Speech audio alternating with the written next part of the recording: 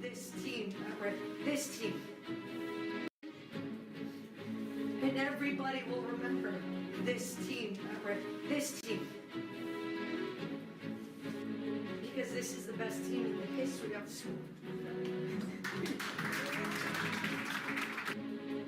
Rhode Island College has been the Cinderella team this postseason, knocking out number 3 Scranton in the round of 32 at Scranton, then beating number 10 University of Chicago in the Sweet 16.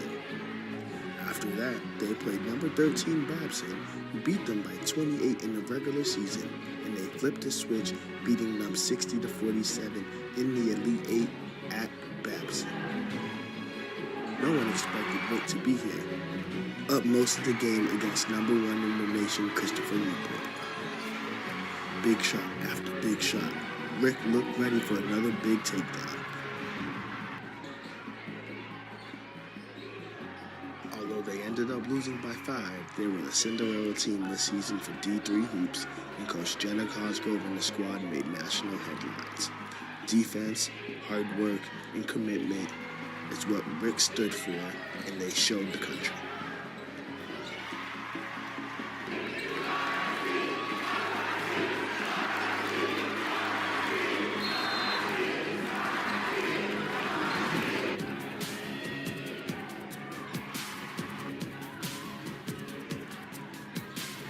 Through the laughs, sweat, jokes, and tears, this squad finished with an overall record of 28-4 and will forever have these moments as memories.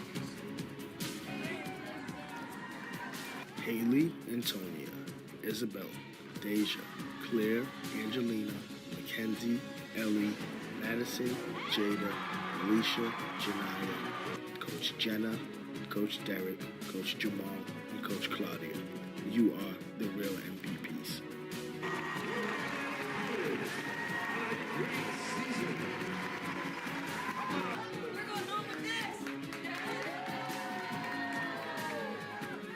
Everybody that's listening to us on one of the 20 radio stations, I appreciate that.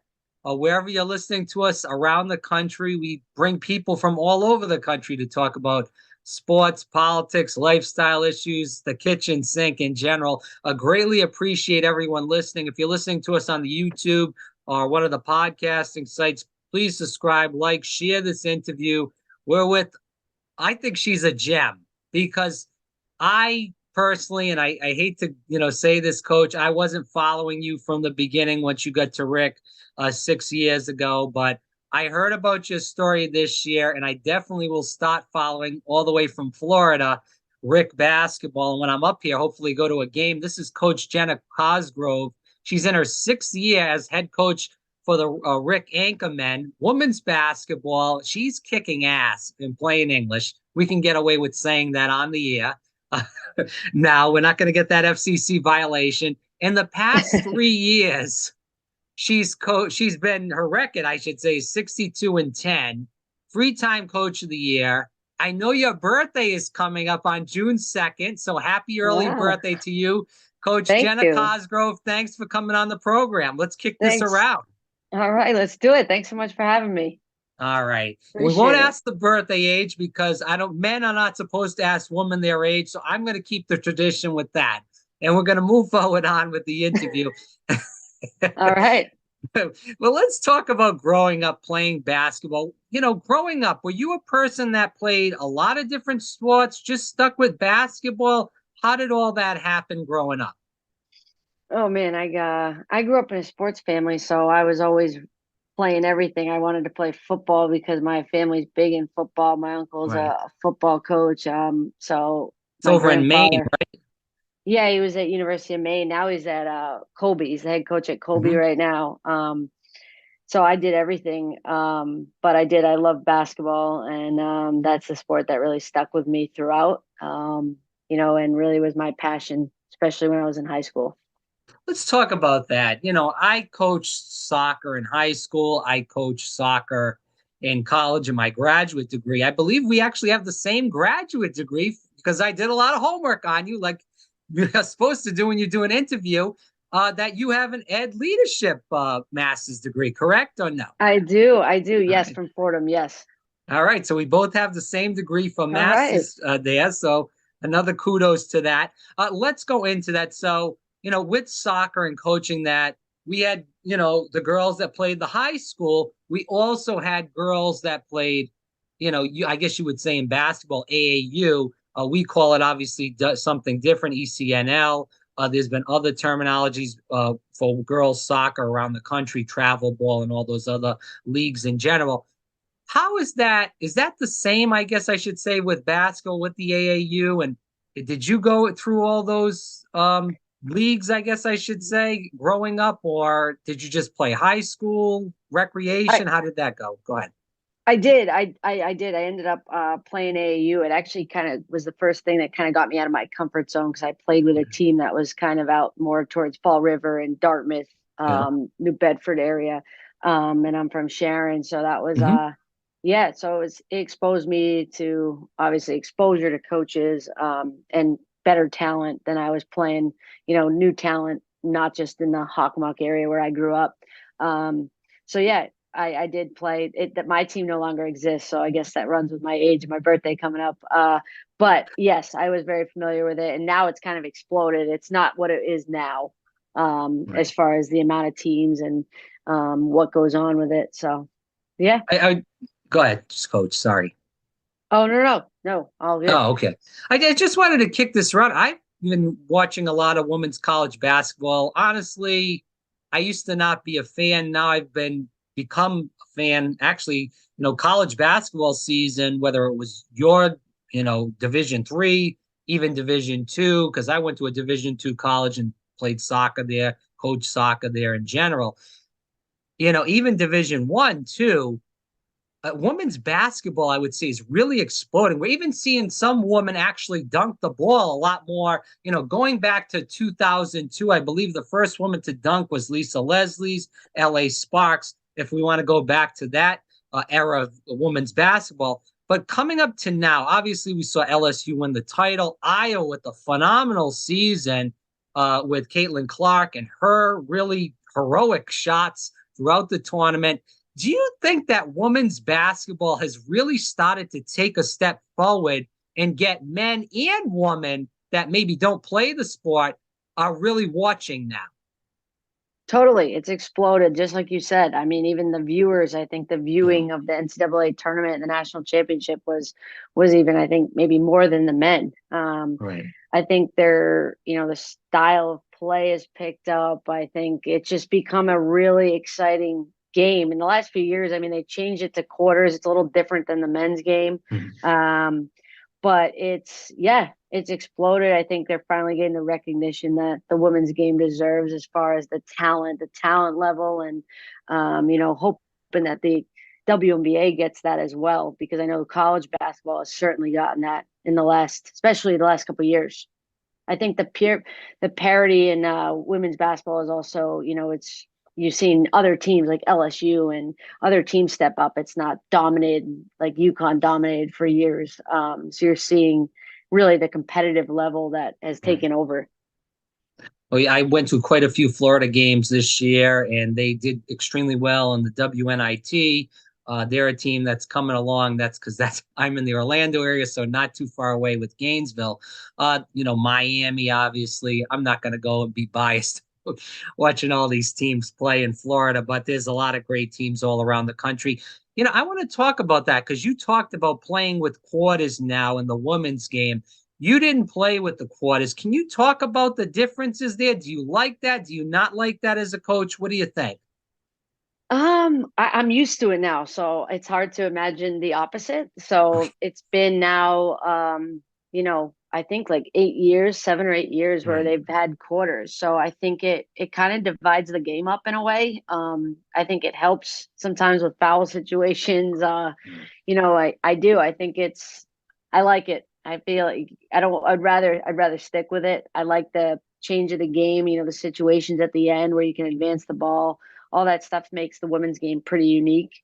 It's a big learning curve, I think, from the high school game to the college game, just because it's played differently. But yeah, it's exciting. I want to get back to you in just a moment, but again, for people that are listening, if you're just tuning in here on the radio, Jenna Cosgrove, she's a 6-year head coach at Brick, Rhode Island College, head women's basketball coach, 3-time coach of the year, and also in the past 3 years, and we got to say this because it's extremely impressive, 62-10 record. Let's kick this around though, because I think that women's basketball is becoming better. As a person that used to love watching the NBA, even college basketball, I feel like on the men's side has really taken a turn from the worst. It's all about shooting 3 points. They launch it every 10 seconds. It's just kind of a travesty. There's no physicality, no big men. It's just no post play, period. I'm sorry to go on a ramble, coach, but it's really bad now. Whereas I feel the women's game, there's defense, which there's not in the men's game anymore for the most part. Kudos to Connecticut for actually playing defense this year and winning the title. But besides them, I don't see that defensive play. I don't see that passing like your team, which really passed the ball throughout the year, finding the open man or the open woman. And you don't see that in the men's game. You know, do you agree with me on that? That men's is more about the 3-point, the dunking. Women's is more about the team play, finding the open woman and scoring the ball. I do. I gotta say, women are taking over. I'm sure. Yeah, I mean that was what our team was all about. Our team is all about. I mean, you're gonna see we play like dogs, like tough as nails. We're gonna be the toughest team on defense. My kids totally bought in to defense. We've been one of the top defensive teams in the country every year, but the way we were playing defense was incredible in the NCAA tournament. And that's, we were the only unranked team that got to where we were, and really surprised some people. But it started with our defense, and we played a fun style. I mean, I think one of the things about us is you never knew who was going to be scoring on a different night, and who was going to step up. And like you said, it wasn't like we take good shots. I think sometimes when you're talking about the men's game, you're seeing a lot of just, a lot of threes put up and quick shots. We take really, we have a real purpose for everything we're doing as far as our style. I think the women's game is very much fast paced but controlled.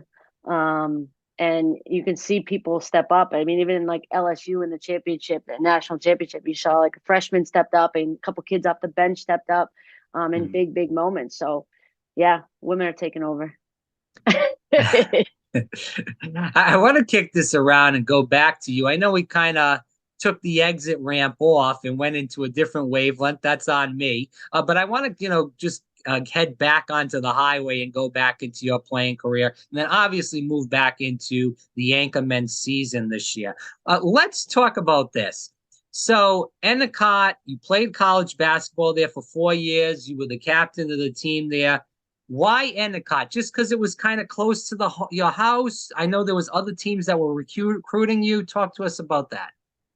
Yeah, I knew I wanted to do sport management. They had a great sport management program. I was recruited there. A great kind of D3 sports community school. And it's right on the beach. It kind of just it was kind of an easy sell.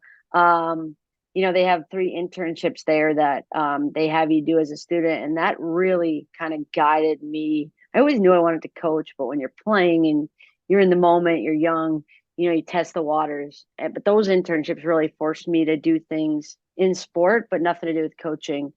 So when I graduated, like a light bulb went on. And I was like, well, I could coach.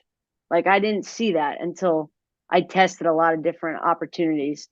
So I'm grateful for that. I'm grateful that I ended up there, and it led me to kind of sitting here today. In a way, kicked off me getting to Fordham. Do you think that was the end game in general? Because you had such a coaching background in your family, that sports background in general, that it was always going to be, I mean, obviously we're not Nostradamus. We can't predict the future, but it was always going to be going into coaching in the end.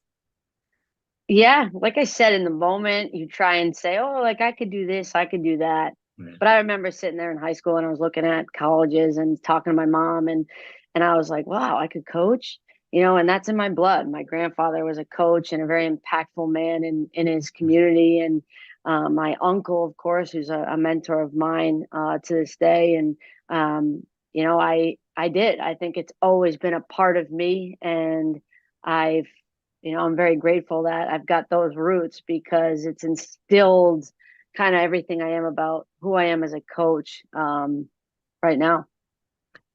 Moving on, after that, you went to Fordham, as you just spoke about, 7 years there with Stephanie Gately, rather, the head coach over there.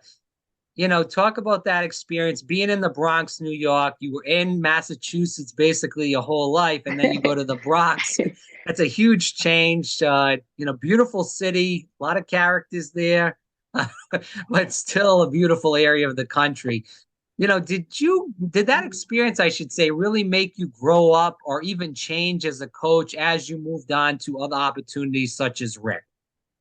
Oh, 100%. I'm not here without that experience. I tell my kids and my kids now, and that I try and mentor every day. Like, that was one of the biggest gambles in my life. I'm a small town kid from Sharon, Massachusetts, so going to the Bronx and going out to Fordham and not knowing anybody and living in New York City was a huge gamble for me, in a sense. I took that job over a D3 assistant opportunity that was presented to me, knowing that it would take me out of my comfort zone and totally challenge me personally and professionally. And I was really young. I was in a support staff role, but I went everywhere with the team. That first year we traveled to Kansas, to Allen Fieldhouse. I went everywhere. And then I was fortunate that year when the staff got let go, I was young, and they kept me. Stephanie Gately came on board and kept me and bumped me up to director of basketball operations for 3 years. Then I was an assistant for 3 years. So I got to do everything. And it's funny because now it's like, I remember reading an article about the FDU men's coach that had a lot of success and is now at Iona. They had that big run and big upset in the tournament. I think those experiences, when you're able to be in a support staff role, a director of operations, and be an assistant and be at a higher level, and it makes you a complete coach. So all of those experiences, like, they make me a complete coach, because I've gotten my hands dirty kind of in everything. And I also know the grind of the Division I recruiting grind, which I brought here when I had to take over this program and really just like clean house and start over. I knew I had to grind and get the right kids.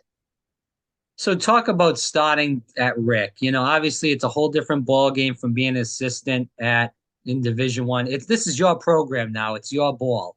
So you go in there, you have to hire new people, and you're building from the ground up. The program was in decent shape when you took over, but you really ramped it into high gear. Go ahead. Program was not in good shape. Well, I was trying to be nice, but okay. I know. Not in good shape. Hey, you said it, not me. We'll move forward with that. I got hired like in September, right around when school started. So for me, and I was a brand new first time head coach. So for me, it was about building relationships and trying to see, how do I take this group of maybe not so talented players and get the most out of them? I said, no one's going to outwork us. We might not be talented, but we're not going to get outworked. We're going to be in the best shape. I remember we started off that year like 7-0, and everyone was shocked because we were in better shape than every team. And I got the most out of them. Once we hit conference play, we started our losing streak. And I'll never forget that. That was tough. It was a tough first year, but it was about building culture. And with that first group I had, that first team, I think only three carried over to the next team. I brought in a whole new team. Wow. And those 3 were the core and the foundation for what we built. And even look at sorry to interrupt, was that by choice that those girls left, or was that on you? Oh, it was a mutual thing. They were not serious. Yeah, it was a mutual thing. I knew I had to bring in better players and my players, and but those 3 were 3 that helped build the foundation. And we kept going up and up from there. I mean, every year we've gone one step further. Now, obviously, our back's we got a lot of expectation next year, because if one step further is a national championship. So we'll see what happens. So what is your ideal player to bring in? Is it somebody that's, you talked about, no one's going to beat us out. We're in good shape. You've talked about defense throughout the interview. Is it, is it a scorer? What is the perfect player for you to bring in? Recruit. When I think about a perfect player, first they gotta be a high character kid. I like some of the best players I've coached. They're high character young ladies that I want to be around all the time. Great attitude, great energy. I think about some of the best players on our team right now, and they have a motor. You got to find kids with a motor. If they don't have it, you're not going to get a lot out of them. You can try, but high motor, high character, selfless. Big one, selfless, especially with our team. We don't have a lot of individual high scoring. I mean, we got some great players, but we are a selfless team. Respectful, but just tough as nails. That's how I explain my team this year in the tournament. We were tough. So Coach Jenna Cosgrove here on Fire Breathing Rump. She's a 6-year head coach at RIC. It's Rhode Island College for people that are not in Rhode Island. 3-time coach of the year over at Rhode Island College. Let's talk about this. When did you know that this team was special? You guys had a good year last year, but this team really, as you've stated throughout the interview, really took it to another level. Yeah, I'll tell you, I knew we were going to be good. I knew we were special, but the turning point totally happened when I was supposed to take the team to Florida.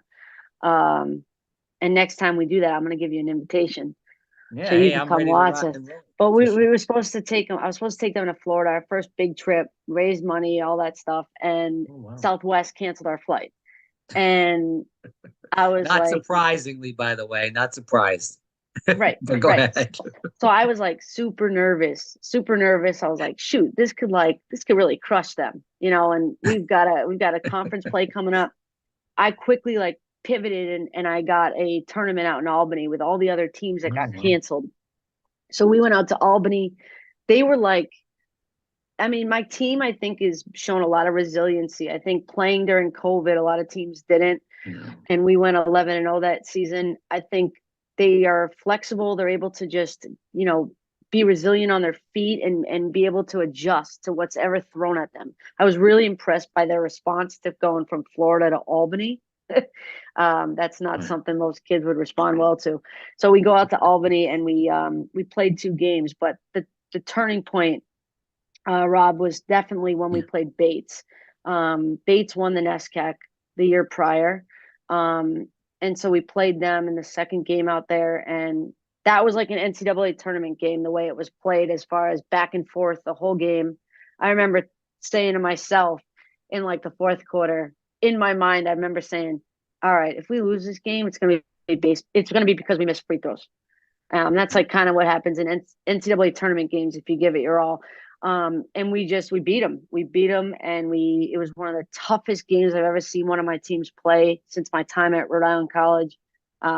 It was probably one of the proudest moments I had. And when we were that kind of sparked us going into conference play. I remember being like, holy cow, if we could play like that, we're going to be tough to beat. Start off from the beginning of the year, how the year started, and how you guys really built on this Final Four appearance in general, and really lost that tight game over in, I believe it was in Connecticut, that tight game. It was like a 61-57, I think, if I'm remembering correctly. You probably remember better than me. Yeah, we lost by 5. Okay. We won 2 conference championships. One that was in the COVID year, but we came in with a lot of confidence, a lot of 5 seniors, and knew we had a special group. But still, we lost. We didn't return our starting point guard from the following year. We still were kind of figuring out our identity. We played early on in the season. We played in the Smith tournament. Smith, obviously, who a powerhouse and was ranked. Now ranked the 3rd in the country, I think, but ranked in the top 10. We played out there. and we ended up losing to them at their place. But not losing. We got like beat. We got beat pretty bad. And then we go and play Babson, another, top 25 team, and we get beat bad by 30. And I remember kind of being like, all right, it's early, but we're not playing, especially defensively, how I wanted us to be playing. It wasn't really our identity as defense and rebounding, and I wasn't seeing it. And I'm like, all right, when is this going to come together? It's funny because the year prior, we didn't start off hot either. We've been really really jacking up our schedule to really make it heavy so that we can get some, try and get regionally ranked and knock off some big teams, but we weren't competing with them. So we didn't compete in that Smith game. We didn't compete in that Babson game. I told you that turning point I really felt was that Bates game after the holidays. But I gotta tell you, we went through the conference season. We played well. We had some kids, there were some moments where kids were out or injuries, but we when we played in the conference championship, we lost a coin flip. So we lost one conference game. Eastern Connecticut and us, we tied, and we lost the coin flip based on just heads and tails. And it really fired our kids up because I think they had a confidence that they knew that we deserved, that we were the better team, but we had to go out and prove it. So we won that. It kind of started from the conference tournament. We showed our resiliency of not backing down. We were down in the semifinal game against UMass Dartmouth. We had kids step up off the bench, hit big shots, play good defense, and really play some significant minutes. And we ended up coming back and winning that game. Then we go on the road for the conference championship, and it's back and forth. We end up it's tied in the fourth, and one of our seniors, Jeniyah Jones, just goes off and just really propels us to win that game in the fourth quarter. But again, just showed such resiliency. We were not going away. We showed that we wanted to. We were trying to play to win for the whole game. So we win the conference championship for the third year in a row, and our goal all season, from the start of the season, was to win a conference NCAA tournament game. So the year prior, we fell short. So our goal was, hey, let's win a first round game. So we go to Scranton and we play Rowan. I got to be honest, that was our worst game of the entire tournament. Worst game.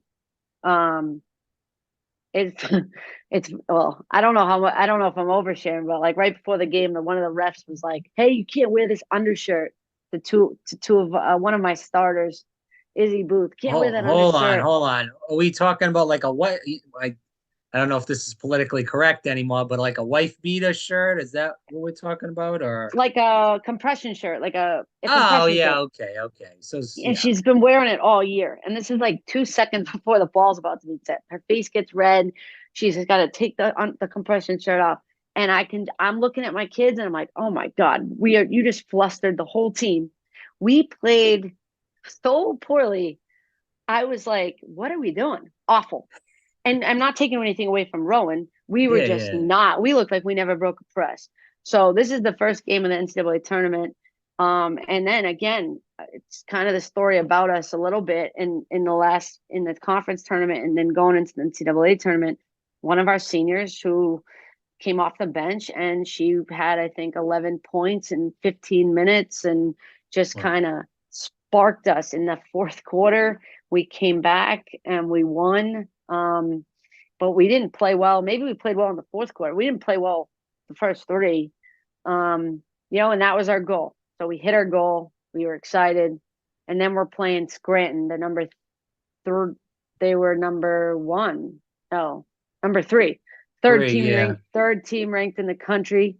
At their place, there's probably 800 or 900 Scranton fans. Great atmosphere, great community out there. And my kid, our whole thing was, well, Scranton hasn't lost a game. They're undefeated. We're about to hand them their first loss. We've got nothing to lose. They've got everything to lose. Right. And they just bought in I mean, we only had a shoot around to prepare, film and shoot around to prepare for how we were going to defend them. I thought playing Scranton was actually a better matchup for us than Rowan, just because of, they played a shorter lineup and they played mostly man defense. They didn't throw a ton of different things at us, but they were better. And we just went out there and played fearless, absolutely fearless from start to finish. And that gym went silent when we won, because it was very unexpected, but we just played like dogs, kind of like I was saying, like what I look for at a recruit, people that just go hard all the time, and are selfless and pick each other up. And we played such great team basketball. And that was just like, I mean, there weren't many Rick fans there, but that's a moment I'll never forget. When that gym went quiet and we just upset the number 3 team in the country. So yeah, that was incredible. I want to build on this Final Four appearance of this past year with the 2023-2024 season. So building on that, what is the 2023-2024 season going to look like? Because as you said, the Final Four is a big step for Anchorwomen basketball, and the next step is to win the national championship. So is it a disappointment? I don't know if this is really a good question to ask you, but before we get into this next season, is it a disappointment if you don't win the national championship next year? No, I to keep it in perspective, I get reminded of this at home. That quite possibly what we did this year and was something that could be the best, that in my coaching career, that could be one of the best seasons I ever have. That's hard to accomplish, but I am somebody that always strives for more. Good. So for me, when I'm recruiting, and I'll be honest with you, there's this, there is the portal, right? There is the portal where these kids do have a 5th year. There's a couple kids that, hey, coach, I have a 5th year. I'm from Rhode Island. I saw what you did. I want to come be a part of it and help and be a part of that culture and help you win. I'm taking you. I got to take the kids that are going to help us win, get to where we were, but then try and win a national championship. And, I say to some of my kids, we never spoke national championship into existence ever. We spoke about the NCAA tournament and winning the conference, but imagine we were right there and we could have been in Dallas, Texas, and we never spoke about it. Now we're speaking about it. And there's our kids are back, and they're like, our goal. I got a kid who wants to come back and defer law school because she wants to come win a national championship. She was a terrific player, one of the best players I've ever coached. Well, that's the goal.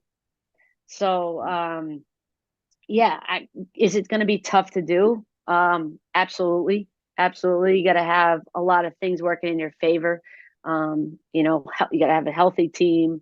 You got to have some little luck on your side at some points, but you got to have everyone buying in, the right culture. But it's attainable. We've been there when it was unexpected. Well, I was just going to say, you guys kind of remind me of UConn on the men's side in Division I, winning the national championship. They had they started off real hot. Then they had a little bit of I would say a downside of their season where they lost quite a few games. I know you guys only lost, I believe it was 4. With that said, then they really got hot again and they won the national championship. They were a real good defensive team, shared the ball a lot. There was a lot of good players, but not really one specific star. So I kind of, put 2 and 2 together to equal 4 with, the example of Rick Anchorwomen basketball and also the UConn on the men's side. So. Well, thank you. I appreciate that. Now we got to match that and try and win a national championship. Appreciate that. We'll move forward. So, I want to get into, because we actually did, and, maybe this sounds good. Maybe this sounds intriguing to you. Pleasure. We did get quite a few audience questions here. I do want to take a quick reframe here and tell everybody that is listening to us on whatever radio station you're listening to us on, This is Jenna Cosgrove. She is the coach of Rhode Island College women's basketball. It's the Anchorwoman. You can look at her up. Again, we'll talk about where you can find more about her, follow the team at the end of the interview. I want to just keep going on this to finish off my questions with the last three before we get into some of these audience questions of people that have been listening in the past, heard you were coming on. They did have these questions. We'll kick that around in just a second. So, we talk about next season and we talk about the portal, and obviously you're looking into recruits. Talk about that, people you have coming, a woman rather you have coming in next year, and also who you're looking from this year's team to come back next year and have that breakout year. Yeah, of course. I'll start with the kids coming back. We return our leading scorer, Izzy Booth, is coming back for a 5th year from Newport, Rhode Island. Kid that's only gotten better and better every year. So that's really exciting. She's a really tough player to defend. And I think we'll only have a really fantastic year next year. We return another 5th year senior who's incredible, Jeniyah Jones, all defensive team, and a kid that she was MVP of the LEC tournament. She just changes the game by her defense. So 2 starters, and then we return our starting point guard, Madison Medbury, who was an all-league, all-defensive type kid, one of the best point guards, I think, playing in the country at the end of the season. So another fantastic player. We return our starting center, Angelina Nardolillo, 2nd team All-League, Rookie of the Year when she was a freshman, and another just really, really dominant player on both ends of the floor. And then we'll probably have a 5th year guard coming in to kind of take that shooting guard spot. So it will be a stacked returning starting 5 with a lot of experience off the bench. Jada Bing is back, who was really fantastic for us in the NCAA tournament. She was a transfer last year, coming off an ACL and kind of just exploded in February. So she was fantastic, and we've got a lot of good, and a lot of good other players off the bench. Our freshmen are now a year older. Claire Green played a lot of significant minutes. So we will, we're trying to get, we have few freshmen coming in, some local kids, New England kids. One freshman in particular, I think will really help right off the bat, from Phillips Exeter. Jackie Doucette, she's going to be a really dominant player, I think, in the Little East. But yeah, we're pretty veteran heavy. I think it's a year that we got to capitalize on big time, coming off what we did. But trying to, now we've got kids that are from Rhode Island College saying they want to win a national championship. So it's beyond exciting. Very good. So I just want to clarify for the people listening too, you're really building this team next year, mostly on a lot of the girls coming back, and also some girls coming in with some transfers, or is there a lot of people in the portal you're looking at? What's the story on that? Not really. No one from the portal. I am not huge. I always look at it. Of course, I look at it. Sure. But the transfers would be connections that I have. Player that was already here before that has an extra year, or someone that's like a Rhode Island kid that is coming back and has a 5th year. It's really based on connections. Are you getting most of the girls that want to come and play for you out of Rhode Island, Massachusetts, Connecticut, that area of New England, or you seeing anybody that's got interest outside? Go ahead. Yeah, I do. The recruiting is basically regionally based, and that's because we offer a reduced tuition to everyone in New England, parts of New York and New Jersey. Yeah, so it's like an in-state plus 50%, so it's much more affordable. We're extremely affordable for everyone in New England, and tapping into parts of the counties in New York and New Jersey. So even into Long Island. So I don't do much out of the region recruiting. That makes sense. So so This audience question is, how do we get more men supporting and watching women's basketball? I mean, we have, I feel like in, the past college basketball tournament, there's more men watching this. There was a little bit of maybe some rivalries coming up, maybe this year coming up. We still don't see that, as a person I'm 33, I don't feel like we're not too big of an age difference. I feel like we're somewhere in the same generation. Yeah. You can correct me if I'm wrong about that. We But are.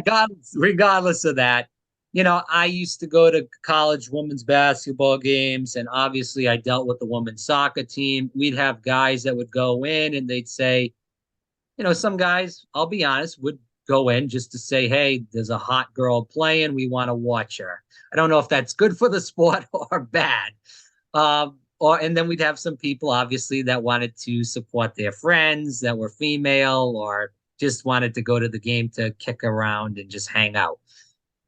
I guess I'll frame it that way. How do we get more men to be interested in women's sports? Is that bad that a guy goes to a game? Because at least they're going or watching, even if it's kind of maybe on the sexist side, that they're just going because they're attracted to the woman there or the woman that are playing. Well, I mean, all I can say is if you put basketball as an example, I mean, turn on the NCAA tournament game. That game was more exciting than the men's national championship game. It just I agree was. with that. So if you're not exposed to it, you don't know. So I think it's just exposing people to it. Well, if you have an opinion, you can have an opinion, but you need to also expose yourself, whether it's, it might not be a lower level, but the higher levels. I mean, it's a great brand of sport and demonstration. I think what I think has changed, and I brought this up earlier on in the interview with you, that I actually watched some clips of your team play, but I've also watched quite a few women's basketball games this year, as I stated to you earlier on, in Florida and on TV. And it's just, there's more physicality, I feel like. In the men's game, you blow on the guy, they fall over, they flop. It's just kind of like a joke now. And, there's defense in the women's game where it's really not in the men's. So it's becoming more of a trend, I feel like, for me and even friends of mine they're starting to watch more women's games just because the gameplay is honestly way better. And I know we went through that a little earlier on, but I just wanted to state it again for people just tuning in. Yeah, I think it's just women's basketball especially has just taken over as far as it's an exciting brand. I think that and it's same with like now the NBA, the finals are on and the playoffs, excuse me, but watching the WNBA, it's similar. It's the same thing. It's college, WNBA, it's a great brand of basketball, defense, just selflessness, physicality. So and there's a difference. Like you said, there's a noticeable difference. So I think just getting exposed to it and supporting. Well, Jenna, are you worried? Sorry to interrupt you. Go ahead. No, I'm done. All right. Are you worried that the women's game could become like the men's game with all the 3-point shooting and the lackadaisical defense? Are you worried about that? No, and I honestly think that I don't think all men's basketball is like that, but I think it's all of what you preach. I mean, if I told my kids that they could shoot a ton of threes, they'd shoot a ton of threes. But you agree that the majority of, especially the NBA, maybe I'll say, maybe a little less extent to the college game, but the NBA is really bad now. I mean, it's not even close. I mean, I was born in '89, so I didn't really get to see much '80s basketball besides YouTube or watching something on DVDs or VCR tapes. But I've watched those games with Bird, Magic, Kareem, and the Detroit Pistons with Isaiah Thomas. And those guys played extremely physical. If you did that in today's game, you would be falling out of the game in 10 seconds. Even the 90s, it was different. Go ahead. No, you're right. You're right. I mean, yeah, I don't know. I don't think it will get to that, and I hope not. I mean, I think even I've been here 6 years. I just think the game's getting more exciting each year. Right. I think coaches, especially the college level where I am, I just think that it's tailored more and more towards faster pace. And, I try and change our style a little bit up every year, not from a defensive standpoint, but from an offensive standpoint. But I hope it stays the same because it's a good brand of basketball right now. Overall, that the women's sport is playing. I want to talk about this next audience question, and we'll go right here. The schedule, I know that there's a lot of scheduling still probably being done. I know, talking to some D1 coaches, some of their schedules are not even done until near the end of the summer. Have you already formulated your schedule for next year? If so, any games people should watch out for next year as they're listening to this conversation? Yeah, we're hosting Tufts, who just fell short of a Final Four. They lost to Christopher Newport, who we played in the Final Four. So they went to the Elite Eight. So we host Tufts on Veterans Day, Friday, November 11th, I think it is, at Rick. Okay. And are you doing any traveling? I know you said about the Florida trip, which didn't happen. Go ahead. Yeah, so we'll be taking the team down to Fort Lauderdale to play. I know one of the teams will be Baldwin Wallace, who's a powerhouse in Ohio. We have a pretty heavy schedule, so we'll be playing some heavy hitters and really trying to make it our best season yet. Now, you coached overseas. How was that? It was awesome. I think anytime you can get a chance to coach in an international competition, it's a once in a lifetime type experience. It was incredible. All right. In the last two audience questions, you've been coaching for 6 years. You've had players that have came and went. With that said, what do you hope the players that, come into the program, they're with you for 4 years, some even 5 due to the COVID year, actually get out of your program? Obviously, they'll learn a lot about basketball. Maybe they'll go into coaching, maybe not. But besides that, what do you hope they learn from you as a person, as a player in general? Well, I hope for one that they leave with a very positive experience, but I think what I want them to get out of it is the relationships with their teammates, with me, with their assistants. Discipline is for sure something that we preach every day. And I also think challenging themselves to get out of their comfort zone. I think that's something that I really try and do with our student athletes every day, is try and challenge them mentally, physically, to be the best they can be, both on the court, but also off the court, in the classroom, and just really extend themselves, stretch them, to challenge them to do something that maybe they wouldn't do. And hopefully that stays with them, because they got to keep challenging themselves to be better, even when someone's not kicking them in the butt to do it. Coach Jenna Cosgrove here on Fire Breathing Rob. She's the head coach for the Rhode Island College Anchorwomen. Let's talk about this last question as we end the interview. Where can people follow you on social media, learn more about the team? Give all that jazz before we end the interview. Yeah, for sure. I follow the team on Go Anchor WBB on Twitter, Instagram, or Facebook. I think we're Rhode Island College Women's Basketball. And I'm Coach J Cos on Twitter and Instagram. Twitter. And you update fairly well, or you're trying to get better at that? What? Somewhat, yeah, fairly well, yeah. And our Instagram page is great and very interactive. A lot of highlights from the season. So, and I'm also, anyone can email me anytime. It's jcosgrove@ric.edu.